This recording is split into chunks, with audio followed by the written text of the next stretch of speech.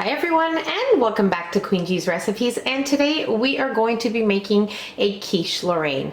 Now the first thing I want to talk about is the actual pie crust. You want to make sure that you have a 9-inch pie crust that has been previously partially baked. So what I like to do is I like to bake it at 350 degrees Fahrenheit for about 15 minutes, and then that's it. Allow the pie shell to completely cool off before you place your filling in it. And that's all you have to do. Now today I'm going to be using a store-bought pie shell, but most definitely you can make your own homemade, and I will leave my classic pie shell recipe in the description box, so the link will be there for you if you want to make a homemade pie crust.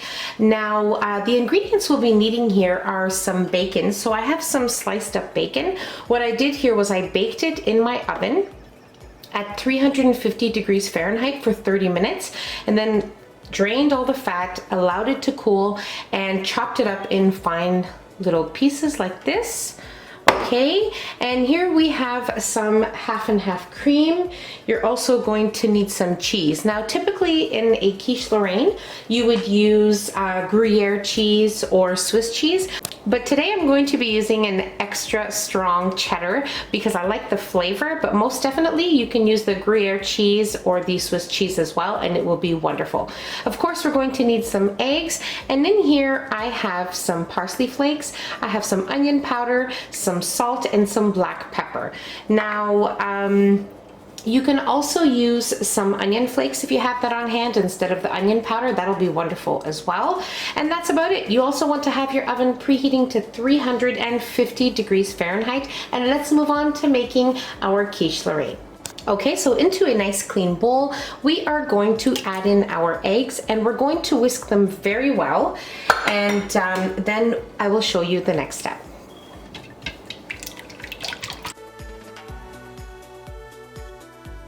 Okay, so I whisked my eggs for a minute, and now it looks nice and frothy here. This looks great. I'm going to add in my spices here and just give that a quick little whisk. Okay, so when adding in your salt, you just want to make sure you be careful because you also have the bacon, which is salty, and your cheese, which will be salty as well. So I like to place a minimal amount. So that's done. Now what we're going to do is add in our half and half cream. And give this another good whisk. Okay, so once you have mixed your egg and cream mixture well, you just want to set that aside right now, and you want to make sure, of course, once again, that your pie shell is completely cooled. So what we're going to do is we're going to place half of our cheese on the bottom of your pie shell.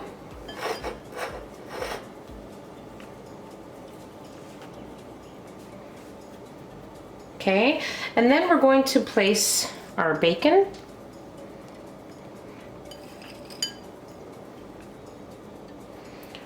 And of course just half of the bacon like we did with the cheese, okay?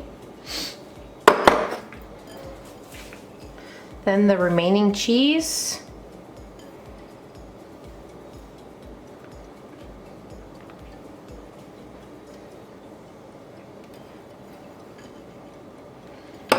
And the remaining bacon on top.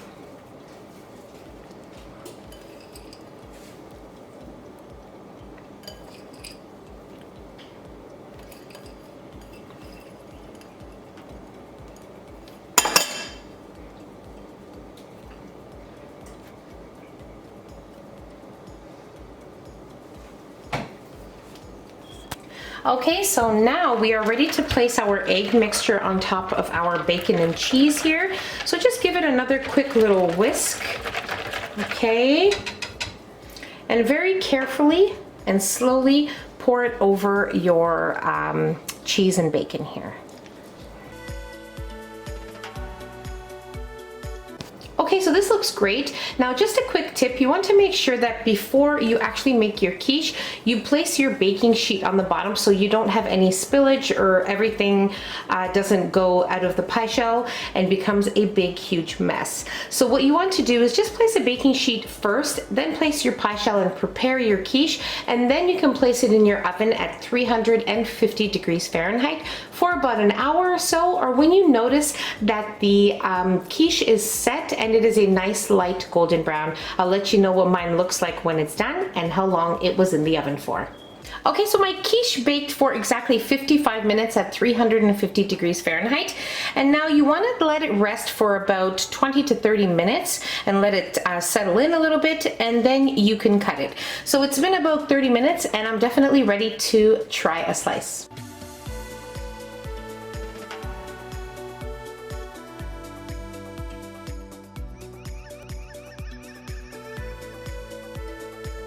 Wow, it's just simply amazing. It is so delicious and flavorful, and you must give this one a try. It is so, so good, very easy to put together, and you're just going to love it.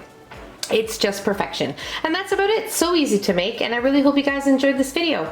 If you enjoyed the video, don't forget to give us a nice big thumbs up. Don't forget to subscribe if you haven't already, and hit the notification bell so you will be notified every time I upload a new and delicious recipe. Share the recipe with your family and friends, and I'll see you on my next video. Take care. Bye everyone.